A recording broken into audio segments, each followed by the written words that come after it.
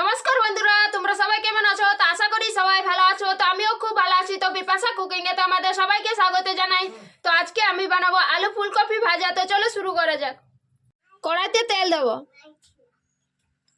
এবার আমি দেবো ফোড়নে গোটা জিরে, আর এখানে চেরা কাঁচা লঙ্কা নিয়ে নিয়েছি। এবার আমি ফুলকপি, আলু আর চেরা কাঁচা লঙ্কা দিয়ে দেবো। এবার আমি পরিমাণ মতো লবণ দেবো। এবার আমি পরিমাণ মতো হলুদ গুঁড়ো দেবো।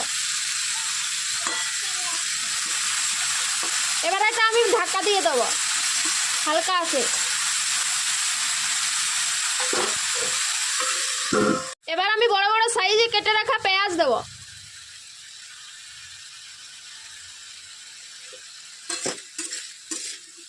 আবারও আমি ঢাকা দিয়ে দেবো।